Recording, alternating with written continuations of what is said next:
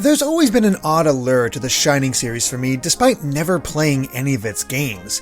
I would see Shining Force listed in top 100 lists of great RPGs, hear from Saturn players how good Shining Force 3 was, and just had the sense that it was this grand series that few people ever talked about. But when I was requested to check out Shining Soul 2, I had no idea what I was getting into. I had never even heard of these games before or realized that they were released on the Game Boy Advance. So, as I started playing, I was curious whether I'd be discovering a lost gem or had been asked to look at a dud. Shining Soul 2 may be a sequel, but there's not much in the way of story to be found. Hundreds of years have passed since the original game, and the sheer abundance of light has allowed darkness to creep back into the world. An alchemist makes plans to take advantage of this shift and corrupts one of the Clantal Kingdom's finest knights to his side. At the same time, the princess of Clantal has gone missing, spurring the king to send you, a warrior newly arrived for a gladiatorial tournament, to search the land not only for his missing daughter, but the source of the newly arising darkness. The story is threadbare to say the least, with little in the way of characterization. Most of the time it consists of learning of a new threat, dealing with that threat, and the threat is always amazed at the power of your character. There were attempts at humor throughout, but it always fell a little flat. Sure, a character droning on about how his tutorial may be a tad too long is worth a chuckle, but eventually it just grows tiresome. It's all just window dressing to push players to the next dungeon, where they can fight monsters, find loot, and grow stronger.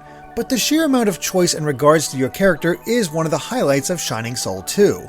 Right from the beginning, you can choose between 8 classes, which determines your fighting style. The balanced warrior, the long-range archer, the spellcasting sorceress, and the healing priestess are some of the more traditional classes, but there are more unique options as well, such as the defense-based dragonoot, a dark wizard, the quick brawler, and the all-around ninja. What this essentially means is that the game has the potential for tons of replayability as you try out each class and see which ones click.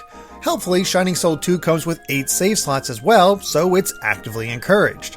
I chose to play as the sorceress, believing that the spellcasting would be a fun alternative to what I presumed would be a typical hack-and-slash gameplay, and that is mostly how the game plays. There are 3 slots for weapons and 3 for items that can quickly be swapped between using the shoulder buttons. The A button uses the selected attack while the B button uses the chosen item. It's a simple system that allows for some on-the-fly changes in strategy, but I also found myself accidentally using an item I didn't mean to a lot.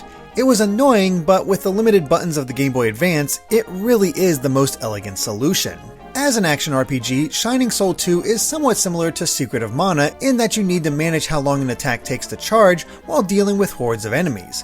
Basic attacks can be done as much as you want, but they never deal that much damage. Instead, charging the attack will increase its power and, in the case of the sorceress, send forth either a fireball, an ice chunk, or whatever attack is selected. It then becomes a game of noting how far enemies are from you and keeping them at bay while you charge attacks, because if you're hit while charging, it starts over from scratch. And that's really it when it comes to combat. There aren't many puzzles, and much of the gameplay consists of going to an area, fighting through hordes of minions, and taking down the boss at the end. Combat is more of a reward for the planning that happens before jumping into the next stage, but you naturally earn levels as you defeat enemies. Each level grants 4 stat points that can be allotted to the 4 main stats of your character, as well as a single skill point. These are used to increase the potency of your various attacks in that they can be charged longer for a bigger effect. But this also leads into one of my problems with Shining Soul 2, at least from my playtime as a sorceress. It takes forever to buff up skills. It's not so bad at first, as 1 skill point took me from a level 0 spell to a level 1.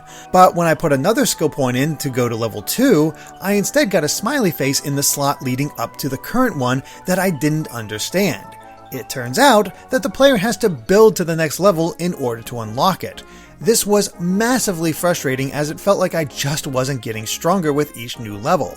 It took forever to reach the next skill threshold, and even then, the difference in power stopped feeling noticeable. The even bigger issue is that it limited my options in combat.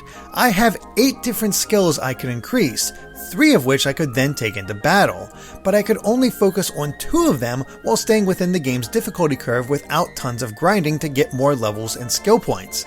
Worse yet is that I would often find a level 4 spellbook, which is necessary to perform a level 4 charge. However, it would not work unless I had the skill to that point, making them essentially teases with no way to use them.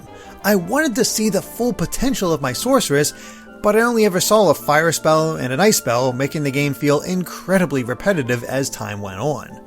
This repetitive feeling permeates the entire game though. Clantall Castle serves as the base of operations, where there are item, armor, and weapon shops, along with a place that identifies unknown items and a storage area.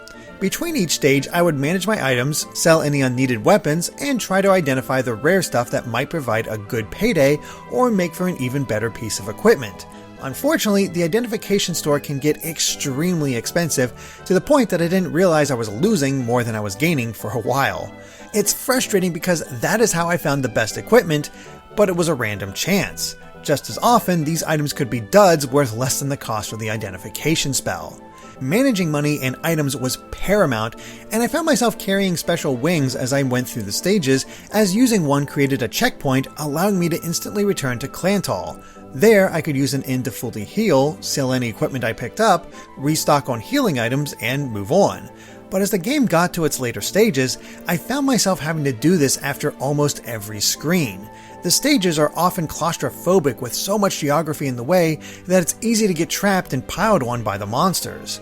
This was made all the worse when they spawn in and surround me, leaving little room to escape and begin charging my counterattack. It's a shame too, because when I first began Shining Soul 2, it felt like I had been shown a true hidden gem that few people talked about. And for what it's worth, it may still be one, but the frustrations kept building in me from a design standpoint. Repetitious combat, cheap hits on long-range enemies, level design that actively blocked movement during frenetic battles. Alone, none of these would harm my enjoyment, but together, well, it was an exercise in annoyance to finish. That's not to say there's nothing good about the game though. Boss fights, for one, are fantastic across the board. Each has a dedicated arena where I had to learn attack patterns, know when to dodge and when to strike, and use the geography to my advantage. They were some of the best moments in the game, and while I enjoyed fighting them, they also had their share of issues at times, mainly in how many of the endgame bosses could combo me with rapid successive hits, killing me in seconds. There are no invincibility frames here, and if you're caught, you're most likely dead. That said, there's another point in the game's favor. It is utterly gorgeous on the GBA. Large, expressive sprites, great character artwork, fun designs, backgrounds that give each area personality. I was consistently blown away by the style. The enemy variety was also impressively diverse, rarely relying on simple recolors. It also made me laugh that this golem has this much junk in his trunk. However, the music isn't quite up to par with the graphics, as most of it is pleasant, but forgettable. I can't really recall a single song, but none of them were grating either. Finishing Shining Soul 2 left me feeling mixed on the whole endeavor. I really did enjoy myself in the early game until the systems beat down my enthusiasm. It left me wondering if this was because of my class choice or because I was unable to take advantage of the game's multiplayer. I have to imagine that working through dungeons with friends would make all of it way more fun. But alone, I find myself appreciative of the game and the unique experience on the Game Boy Advance, but never really inclined to play again. I don't want to call the game bad, it just didn't click for me all the way through. It's also worth noting that Shining Soul 2 has never been re-released, and the cartridges can cost about $60 as of right now. Still, it might be worth a look if any of this interested you.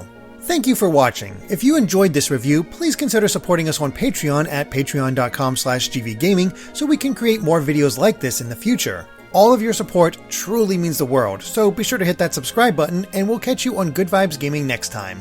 Bye!